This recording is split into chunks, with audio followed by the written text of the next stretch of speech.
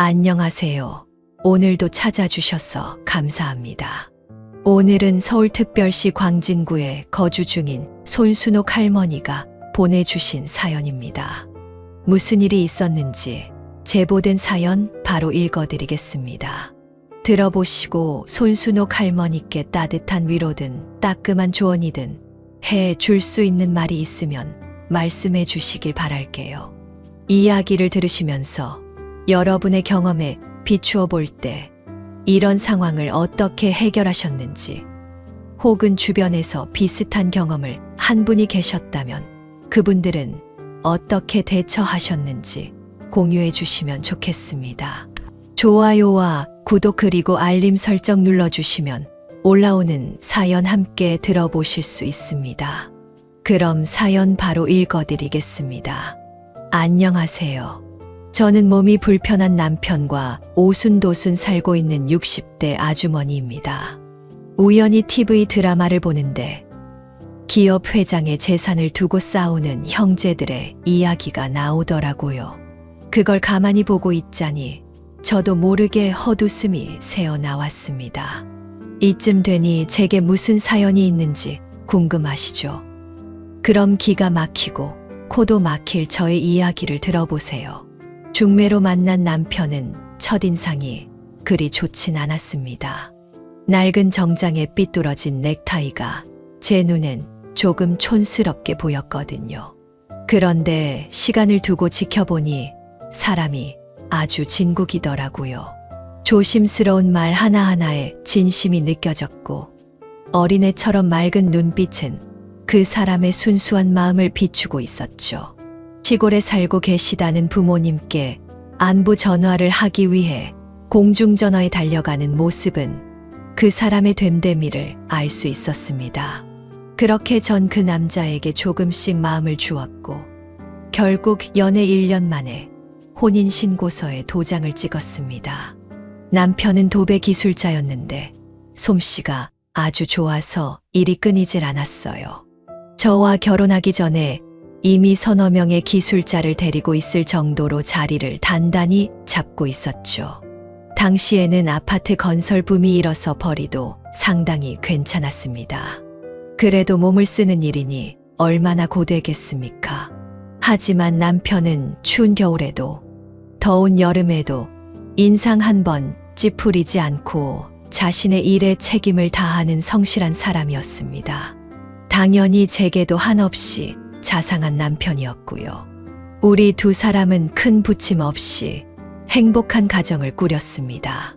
벼락 부자는 아니었지만 부족함 없이 살았고 딸들도 건강하게 잘 자라줬죠. 큰딸은 피아노를 오랫동안 배웠고 3살 더 어린 작은 딸은 운동에 재능이 있어서 체육대학에 진학했습니다. 그런데 어릴 때부터 두 아이들은 사사건건 부딪히기 일쑤였어요. 두 녀석 모두 제 배에서 나온 녀석들인데 어쩜 성격이 그렇게 다른지 저도 이해하지 못하겠어요. 큰 애는 섬세하고 애교도 많은 타입이라면 작은 애는 남자아이처럼 수더분하고 털털하기 그지없습니다. 첫째가 예쁘게 화장에 관심이 많았다면 둘째는 편하다는 이유로 추리닝과 운동화만 고집했죠.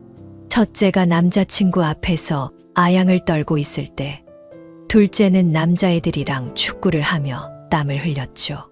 자매 사이인데도 달라도 이렇게 다를 수가 없었어요.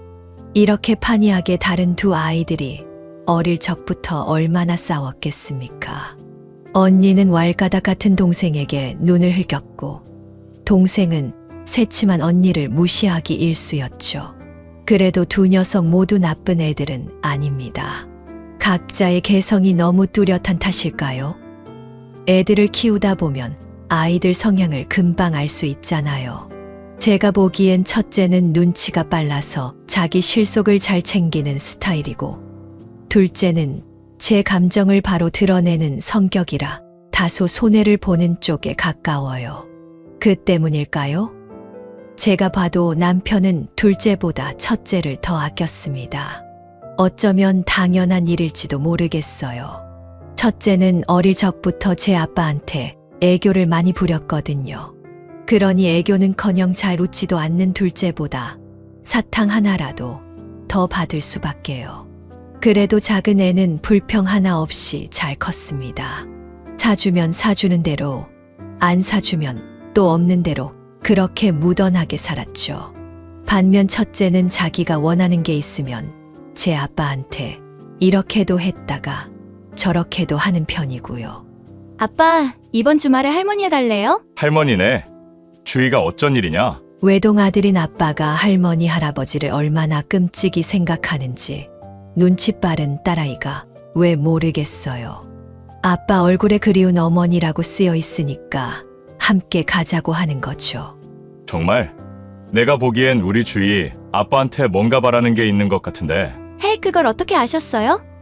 아빠도 알다시피 제가 다음 달에 연주회가 있잖아요. 아주 중요한 무대라서 예쁜 드레스를 맞췄는데 여기에 딱 맞는 구두가 없는 거예요. 그래서 아빠랑 함께 할머니 댁에 다녀오려고요. 뭐, 구두가 필요한데 왜 할머니 댁에 가는 건데? 그래야 아빠가 기분 좋게 카드를 주실 거 아니에요. 세상에 공짜는 없죠. 남편은 첫째 아이의 말에 너털웃음을 터뜨리며 원하는 것을 해주곤 했습니다.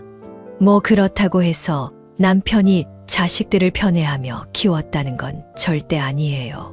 부모 눈에 예쁘지 않은 자식이 어디 있겠어요?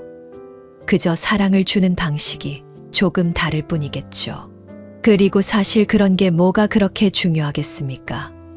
그저 두 녀석 모두 건강하고 바르게만 자라주길 바랄 뿐이었습니다. 도배 일을 그만두고 작은 인테리어 회사를 차린 남편의 사업은 승승장구하고 있었고, 딸아이들도 각자의 길을 열심히 걷고 있으니 더 이상 바랄 나위가 없었습니다. 그렇게 아무 문제가 없던 저희 가정에 그림자가 드리우기 시작한 것은 첫째가 대학 졸업 연주회를 준비하고 있을 무렵이었습니다. 며칠 전부터 남편의 얼굴이 어두운 게 이상했습니다. 저는 남편에게 무슨 일이 생겼다는 걸 직감했죠. 마지못해 입을 연 남편의 말은 충격적이었어요. 남편의 회사에서 큰 계약건을 받아서 일을 진행하고 있었는데 수주를 준 회사가 도산하고 말았고 남편은 대금을 받지 못해 큰 곤란을 겪고 있다는 것이었습니다. 남편이 이리저리 백방으로 알아봤지만 더 이상 자금을 구할 곳이 없었고 직원들 봉급을 주지 못할 정도로 회사가 어렵다는 겁니다.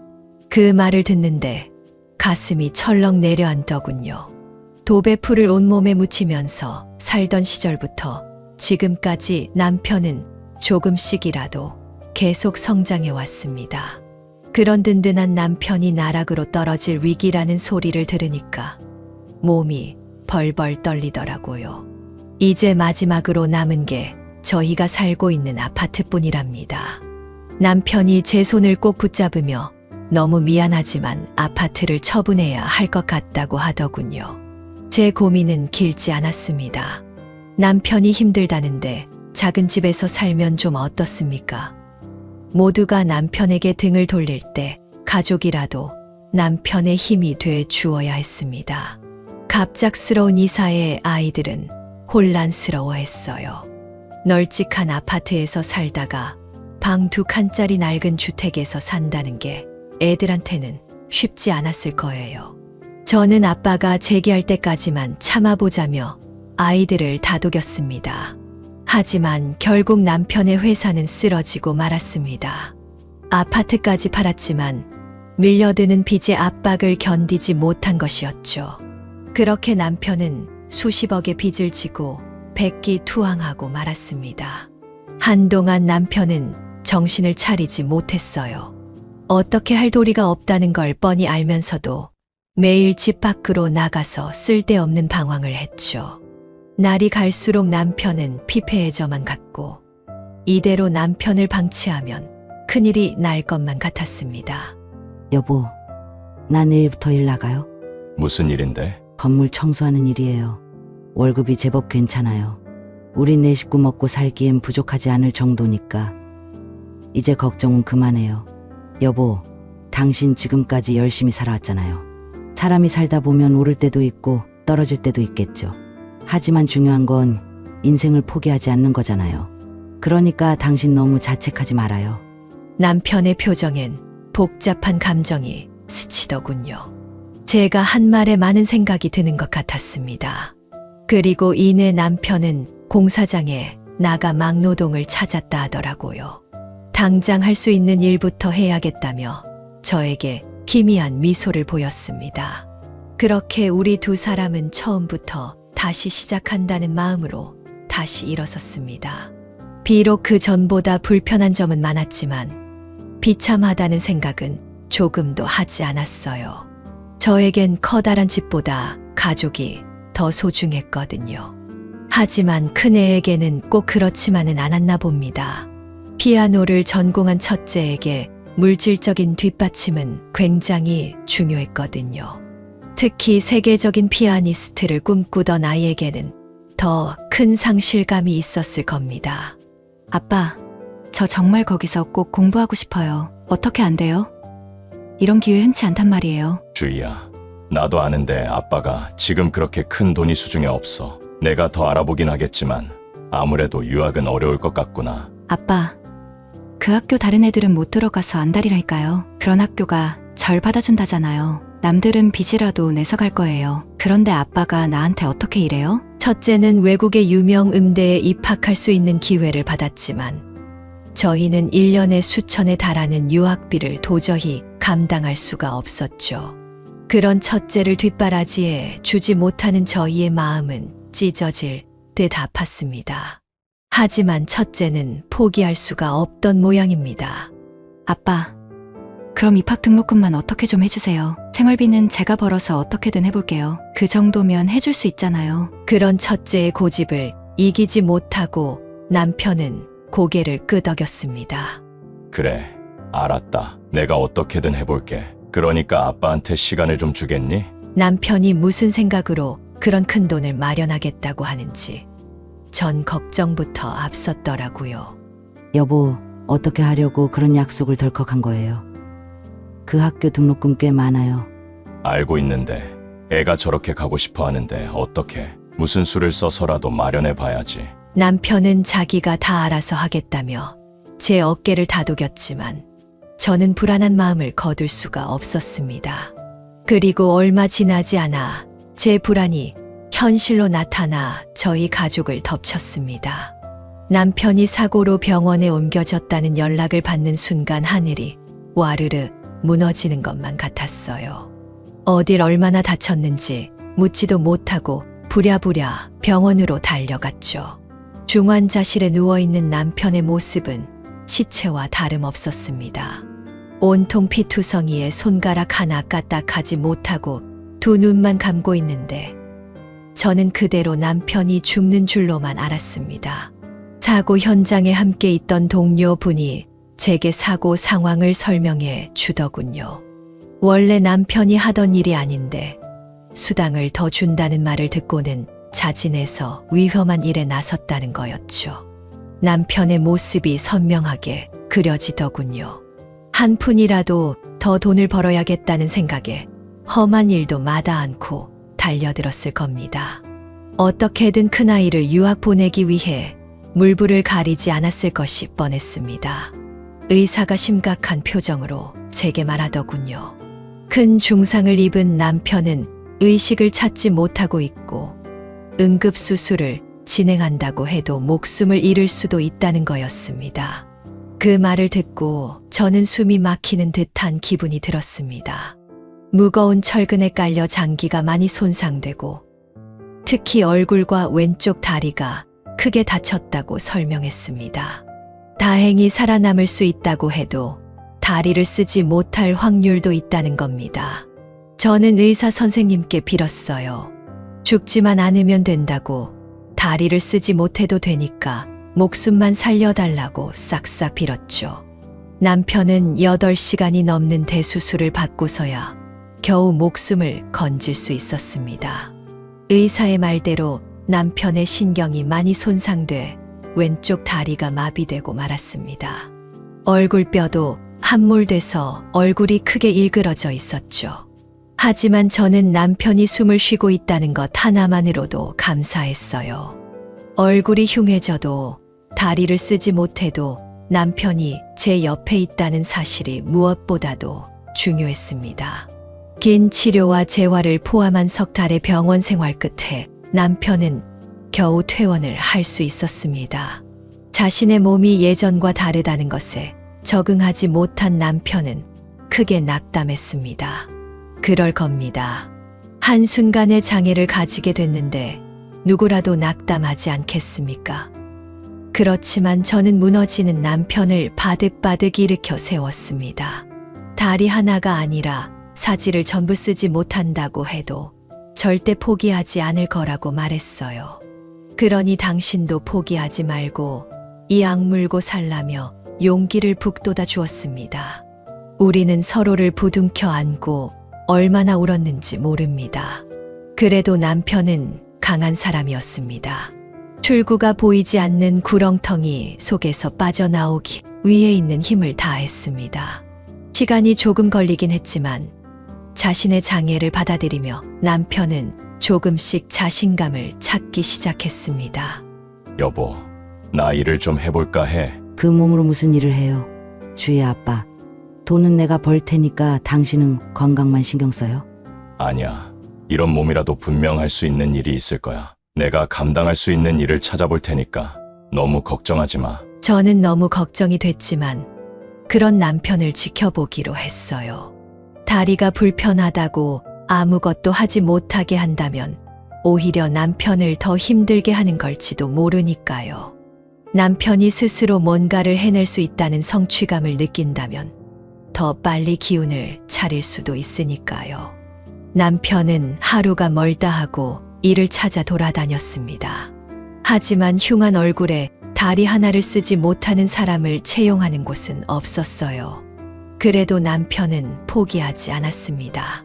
자신이 아직 가장이라는 사실을 스스로에게 증명하려는 것처럼 보였습니다. 몇 달 뒤 남편이 기쁜 얼굴로 제게 말하더군요. 여보, 나 일자리 구했어. 아는 형님이 운영하는 도배 학원에서 날 채용하겠대. 정말이에요? 정말 잘 됐어요, 여보. 이게 다 당신 덕분이야. 가족들이 없었으면 나 절대 해내지 못했을 거야. 정말 고마워요, 여보. 아니에요. 당신의 의지가 이런 결과를 만든 거죠. 주희 아빠 이렇게 힘내줘서 정말 고마워요. 남편의 사업이 잘 됐을 때보다 훨씬 더 기뻤습니다. 비록 많지 않은 월급이었지만 남편의 힘으로 번 돈이라는 사실이 훨씬 더 중요했죠. 하지만 그렇게 기쁜 일도 잠시였어요. 도배 학원에서 수강생을 가르치던 남편은 오래 지나지 않아 퇴사를 하게 됐습니다. 불편한 몸으로 시범을 보이고 일그러진 얼굴로 수강생을 상대한다는 게 결코 쉽지 않았던 거였죠. 반강제로 쫓겨나다시피 일자리를 잃은 남편은 크게 실망했습니다. 사실 남편의 부도와 사고 이후로 저희 가정 형편은 무척 어려웠습니다. 저 혼자 버는 돈으로 겨우 생활비를 감당할 정도밖에 되지 않았죠. 당연히 첫째의 유학은 물 건너갔고 첫째는 아르바이트를 몇 개씩 다니며 자기 힘으로 대학을 다녔습니다. 아이들에게 무거운 짐을 나누게 한다는 사실이 늘 미안했습니다. 그러던 어느 날 둘째가 남편에게 뭔가를 건네더군요. 작은 열쇠였는데 남편이 고개를 갸우뚱거리며 물었죠. 이게 뭐니? 은희야? 차요. 뭐라고? 차, 이게 자동차 키라고? 아니요, 전동휠체어요. 편하게 다니시라고요. 오늘 아빠 생일이잖아요. 제 생일 선물이에요. 뭐, 이거 꽤 비쌀 텐데. 이번에 학교에서 장학금 받았거든요. 덕분에 아르바이트에서 번 돈이 남았어요. 그걸로 샀으니까 걱정 마세요. 아니 그래도 너도 돈 쓸 때가 많을 텐데. 됐어요. 이리 와보세요. 제가 작동하는 법 알려드릴게요. 그래, 고맙다. 무뚝뚝한 둘째는 남편에게 은근히 마음을 썼고 남편도 둘째의 마음에 감동해 조금씩 기운을 되찾았습니다. 가족의 사랑과 관심이 남편에게 큰 힘이 되었겠죠. 남편은 둘째가 사준 전동 휠체어를 타면서 엄청 좋아하더라고요.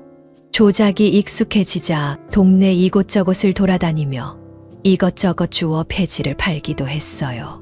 하지 말라고 말려도 놀면 뭐 하냐며 적은 돈이라도 벌려고 노력했죠. 그런 남편의 모습을 보면 측은하면서도 대견하기도 했습니다. 자신에게 닥친 불행도 감당하기 힘들 텐데 가족을 위해 뭔가를 하려고 애쓰는 모습이 감사했습니다.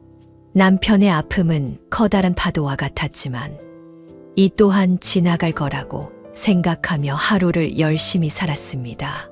그러고 나니 절대 적응되지 않을 것 같은 현실도 점점 무뎌지면서 받아들여지더라고요. 여전히 형편은 빠듯했지만 저와 남편은 조금씩 일상을 되찾고 있었습니다. 그러던 중 첫째가 중대 발표를 할 게 있다며 온 가족을 불러 모았습니다. 저 결혼하고 싶은 남자가 생겼어요. 일하는 데서 만난 남자인데 그 사람이랑 꼭 결혼하고 싶어요. 결혼 좋은 사람이야? 우리 집 사정도 다 알고? 그래도 괜찮대요. 저랑 결혼할 수만 있다면 집안 형편 같은 건 상관없대요. 솔직히 첫째의 갑작스러운 발표가 제겐 무척 당황스럽게 다가오더군요. 첫째는 피아니스트를 꿈꾸고 있었고 골프장에서 캐디로 일을 하고 있었습니다. 아마 거기서 남자를 만난 모양이에요. 사랑하는 사람을 만나 결혼을 한다는데 부모로서 왜 기쁘지 않았겠습니까? 다만 저희 집 사정이 마음에 걸릴 뿐이었죠. 하지만 남편은 그런 걱정보다는 그저 딸이 결혼한다는 것이 기쁘기만 했나 봐요. 그래, 우리 주희가 벌써 결혼을 한다는 말이지. 그럼 언제 한번 소개시켜줘야지. 대체 어떤 놈이 우리 주희 마음을 빼앗아갔는지 나 궁금해 죽겠는데. 그렇지 않아도 식사 자리 마련했어요. 그러니까 다들 다음 주 주말에 시간 비워두세요. 그래, 벌써부터 기대가 되는걸. 그런데 아빠에게 부탁할 말이 있다며 주희가 망설이며 말했습니다. 아빠, 그 사람한테 아빠가 장애인이라고 말은 했어요. 그런데 아빠가 아무 일도 하지 않고 폐지를 줍고 다닌다는 말은 차마 할 수가 없더라고요. 그래서 거짓말을 좀 했어요. 그냥 어디 상가 건물 경비원으로 계신다고요. 아빠만 괜찮으면 그 사람한테 그렇게 말해줬으면 좋겠어요. 그래, 알았다. 네 말대로 그렇게 하마. 부탁을 하자마자 남편의 표정이 딱딱하게 굳는 모습이 제 눈에는 선명하게 보였습니다. 무력한 스스로의 모습이 창피했을 겁니다. 또 그런 자신의 모습을 부끄러워하는 딸에게도 마음이 아팠을 테고요. 그래도 남편은 딸아이의 부끄러움을 감춰주기 위해 고개를 끄덕였습니다. 저도 딸의 부탁이 썩 내키진 않았지만 이미 돌이킬 수 없다는 생각에 약속 장소로 나갔습니다. 예비 사위는 훤칠한 키에 얼굴도 잘생겼더라고요. 그때 주희가 첫눈에 반했다고 하더니만 그럴만했습니다. 남편은 웃음을 지어 보이며 사업을 하고 있다는 예비 사위와 이런저런 대화를 나누었습니다. 그렇게 첫 만남을 무사히 마칠 수 있었습니다. 엄마, 아빠, 그 사람 어때요? 사람도 서글서글한 것이 괜찮아 보이더구나. 무엇보다도 너한테 잘해야지. 당연히 나한테 잘하죠. 나한테 잘하지 않으면 제가 결혼한다고 했겠어요. 그래, 그럼 다행이고. 두 사람이 확신만 있다면 상견례 날짜도 잡아야 하지 않겠니? 양가 어르신들 모시고 정식으로 인사해야지. 그렇지 않아도 그 상견례 날짜를 잡으려고요. 그런데 주희가 다시 망설이더니 어렵게 입을 열었습니다. 사실 아빠만 괜찮으면 상견례 자리에는 아빠가 참석하지 않으셨으면 해요. 그쪽 어른들도 아빠가 몸이 불편하다는 걸 알고 있긴 한데 직접 아빠 얼굴을 보면 좀 그래하실 것 같아서요. 어차피 아빠가 거동이 불편하신 건 알고 계시니까 부득이 참석하지 못했다고 말씀드리면 이해해 주실 거예요. 그 말을 듣자마자 남편은 참지 못하고 화를 버럭 냈습니다. 뭐라고? 그쪽 어른들이 내 얼굴을 보면 뭐 충격적이라고 생각하실 것 같다고?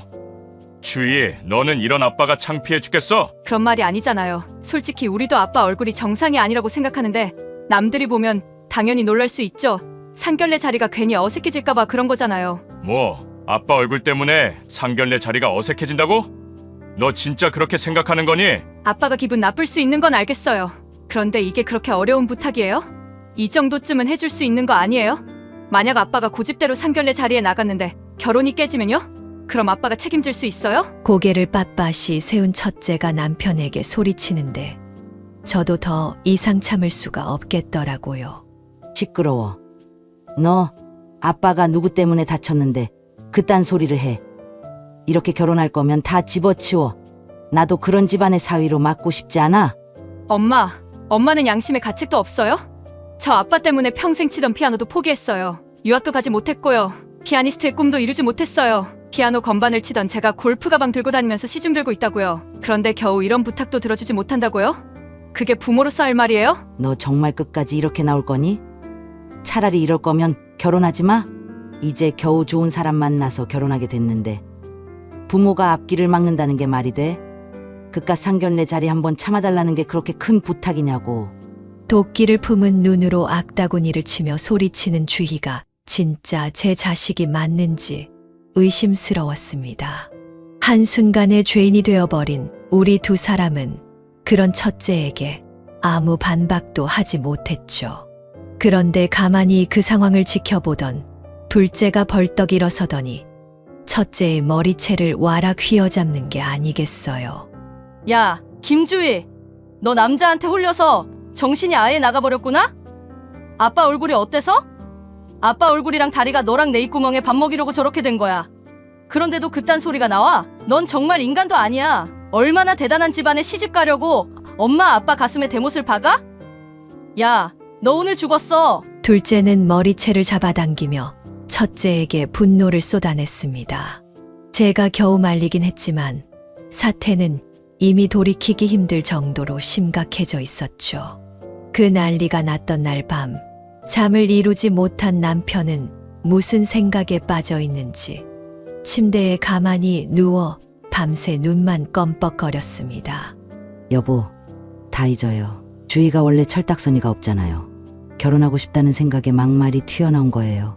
신경 쓰지 말고 상견례 갈 준비나 잘 하자고요. 아니야. 어쩌면 주희 말이 맞을지도 몰라. 그게 무슨 말이에요?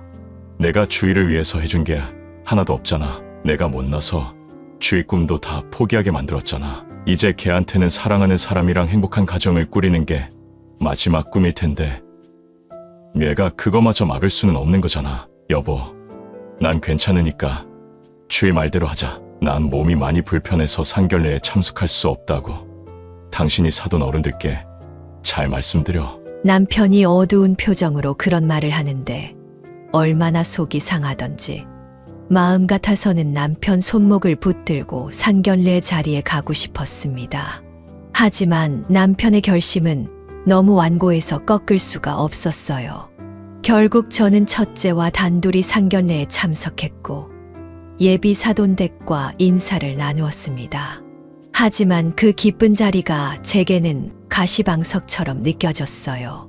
첫째의 알량한 자존심을 지켜준다고 일이 이렇게 됐지만 제 옆에 앉아 있어야 할 남편이 없다는 게 너무나 서글펐어요. 어쨌든 상견례는 그렇게 마무리가 됐고 결혼식 날짜까지 잡은 첫째는 결혼 준비에 여념이 없었습니다. 제 아빠 기분은 아랑곳하지 않고 말이죠. 하지만 첫째의 철없는 행동은 거기서 그치지 않았습니다. 남편의 상견례 참석을 막았던 것도 모자라 이제는 아빠의 결혼식 참석까지도 막으려고 요구하는 것이었죠. 아빠도 아프다고 하면 되잖아요. 어차피 결혼식만 끝나면 시부모님 얼굴 볼 일도 없는데 그게 뭐가 어려워요? 그러지 말고 엄마가 아빠한테 넌지 말해봐요. 아마 아빠도 받아들일걸요? 주희야, 아무리 그래도 이건 아니지. 어떻게 아빠한테 딸 결혼식에 오지 말라고 하니? 너 정말 이러는 거 아니야. 앞으로 아빠 얼굴 안 보고 살려고 이래? 만약 아빠가 내 결혼식에 오면 내가 먼저 아빠 안 보고 살 거예요. 그러니까 엄마가 알아서 해요. 저 분명히 말했어요. 김주희, 너 끝까지 이럴 거니? 첫째는 막무가내였습니다.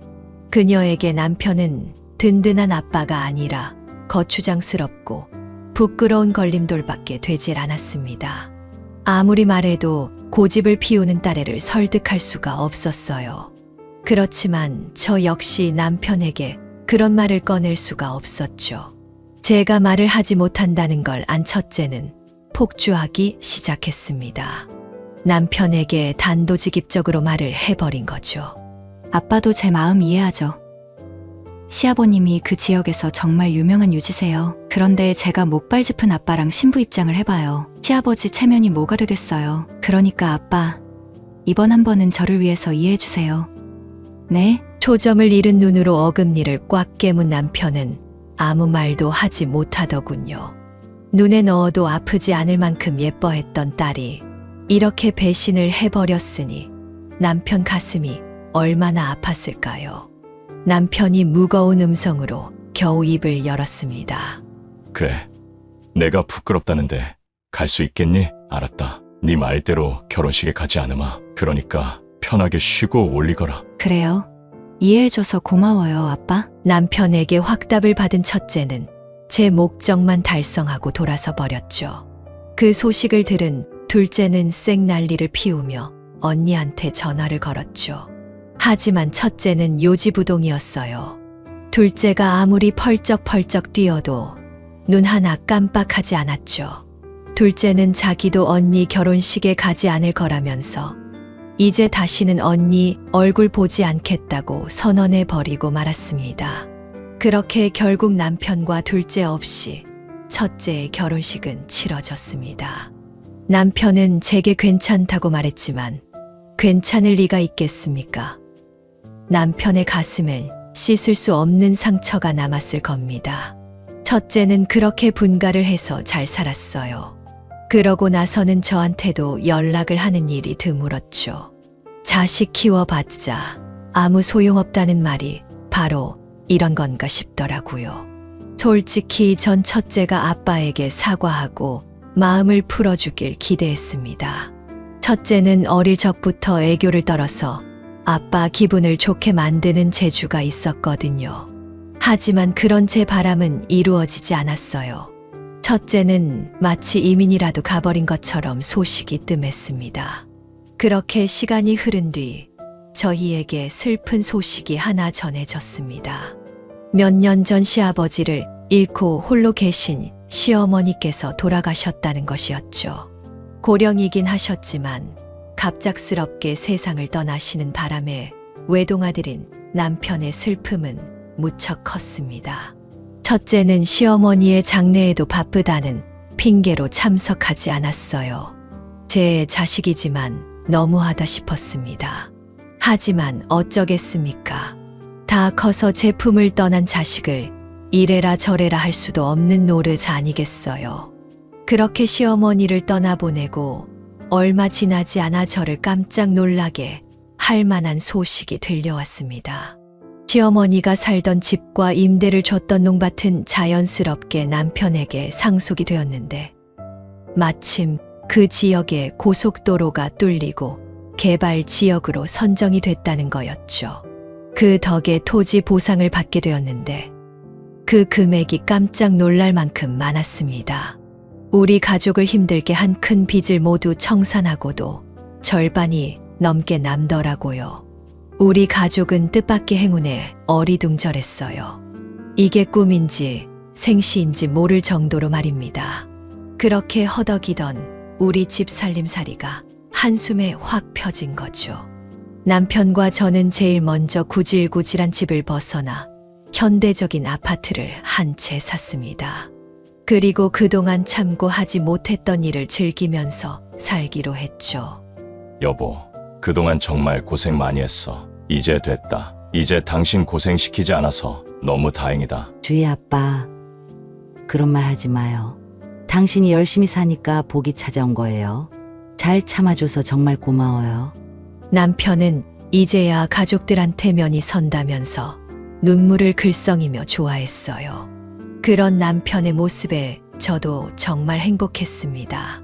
그런데 그렇게 연락이 없던 첫째가 어떻게 알았는지 연락이 오더라고요. 그리고 왜 이사했다고 말을 하지 않았냐며 양손에 선물을 가득 들고 집으로 찾아왔어요. 엄마, 아빠 진짜 잘 됐어요. 할머니가 남긴 그 초라한 땅이 그런 금싸라기 땅이 될 줄 누가 알았겠어요. 이게 다 엄마, 아빠가 착하게 살아서 온 행운이라니까요. 첫째는 호들갑스럽게 아양을 떠는 겁니다. 하지만 아무리 그래도 남편의 굳은 표정은 풀어지지 않았죠. 그걸 아는지 모르는지 첫째는 마치 어린 시절로 되돌아간 것처럼 남편에게 애교를 부렸어요. 아빠, 요즘 몸은 좀 어떠세요? 요새 제가 하도 바빠서 자주 못 들여다봤네요. 아픈 다리도 자주 마사지해줘야 혈액순환도 되고 그럴 텐데 제가 오랜만에 다리 좀 주물러 드릴게요. 둘째도 첫째의 천연덕스러운 행동에 할 말을 잃었는지 어처구니가 없다는 표정을 짓고 있었어요. 저도 속이 뻔히 보이는 첫째를 보면서 한숨이 절로 나왔습니다. 아빠, 근데 이 아파트 진짜 좋네요. 이게 몇 평이에요? 서울 한복판에 이 정도 평수면 엄청 비쌀 텐데 이거 얼마나 돼요? 넌 몰라도 돼. 어차피 은희 명의로 샀으니까. 지금 뭐라고 하셨어요? 이 아파트를 은희 명의로 샀다고요? 이걸 왜 은희 명의로 사요? 아빠가 능력이 있어서 딸한테 아파트 한 채 사줬는데 왜? 그게 이상해? 그럼 저는요? 은희만 딸이고 저는 딸이 아니에요? 그래, 너는 내 딸이 아니니까. 네가 날 아빠로 생각하지 않으니까 당연한 거 아니니? 아빠, 그게 무슨 소리예요? 제가 언제 아빠를 아빠로 생각하지 않았다고 이래요. 설마 아직도 그 일 때문에 그러세요? 그래, 난 그날 이후부터 널 내 딸이라고 생각하지 않기로 했다. 이젠 내 딸은 은혜밖에 없어. 아빠, 무슨 말씀을 그렇게 섭섭하게 해요. 그땐 제가 충분히 말씀드렸잖아요. 됐다. 넌 어차피 잘난 남편과 잘난 시부모님이 있으니까 아빠 따위는 없어도 되지 않니? 그러니까 이만 돌아가라. 남편이 그렇게 냉정하게 말을 하는데 당황한 첫째가 입을 다물지 못하는 겁니다. 그리고는 제게 따져 물었죠. 엄마, 아빠 왜 저래? 나보고 딸이 아니라는 게 말이 돼? 너 스스로 생각해보면 알 거 아니니. 여태 연락도 없이 살던 네가 갑자기 왜 여기 온 건지 잘 생각해봐. 그럼 답이 나오겠지. 그런 거 아니야. 엄마까지 왜 이래? 냉정한 제 태도에 첫째는 적잖게 놀란 듯 했습니다. 하지만 이번만큼은 양심 없는 첫째에게 확실히 해둘 필요가 있다고 생각했어요. 다시는 딸아이의 얼굴을 보지 못하더라도 말입니다. 분을 이기지 못해 얼굴이 시뻘겋게 달아오른 첫째에게 둘째가 툭 하고 한마디 던지더군요. 지 혼자 잘 살자고 가족이랑 끊고 살던 니 꼴 좋다. 네가 뿌린 씨앗이라는 거 알지? 뭐야? 너 지금 뭐라고 했어? 그 뒤로 첫째는 지금까지 우리랑 완전히 인연을 끊고 살고 있습니다. 남편은 혹시라도 우리가 죽으면 첫째에게 재산이 상속되는 것을 막기 위해 모든 걸 둘째 앞으로 해두었죠. 솔직히 우리가 죽으면서까지 이럴 필요가 있나 싶었지만 전 남편의 말에 따르기로 했습니다. 첫째에게 배신당한 남편의 소소한 복수에 동의한 거죠. 어차피 첫째에게는 능력 있는 남편이 있으니까 먹고 살 걱정은 하지 않아도 될 겁니다. 물론 큰 재산이 전부 둘째에게 가고 자신에게 한 푼도 가지 않는다는 걸 알면 분통을 터뜨릴 테지만 말이죠. 아직 첫째와의 냉전은 현재 진행형입니다. 글쎄요, 우리가 죽기 전에 화해를 할 수 있을지는 장담할 수 없네요. 첫째가 진심으로 뉘우치고 남편에게 사과를 하지 않는 한 저도 굳이 자식과 부모의 인연을 강요할 생각은 없습니다. 이제 앞으로 어떻게 될지는 두고 봐야 알겠죠. 이제 제 이야기를 마치려고 합니다. 추후에 새로운 소식이 들리면 여러분들에게 제일 먼저 알리겠습니다. 다들 건강하시고 감사합니다. 여기까지가 손순옥 할머니의 사연인데요. 여러분은 어떻게 들으셨나요? 이 사연은 손순옥 할머니가 보내주신 사연으로 사연자님의 입장에서 작성되어서 손순옥 할머니님께 유리하게 작성되었을 수도 있습니다. 같이 댓글로 의견 나누어 보았으면 합니다. 손순옥 할머니의 사연 영상이 주는 교훈이 유익하시다면 좋아요와 구독, 그리고 다른 지인에게 공유 부탁드리며 저는 그럼 다음 사연에서 뵙겠습니다.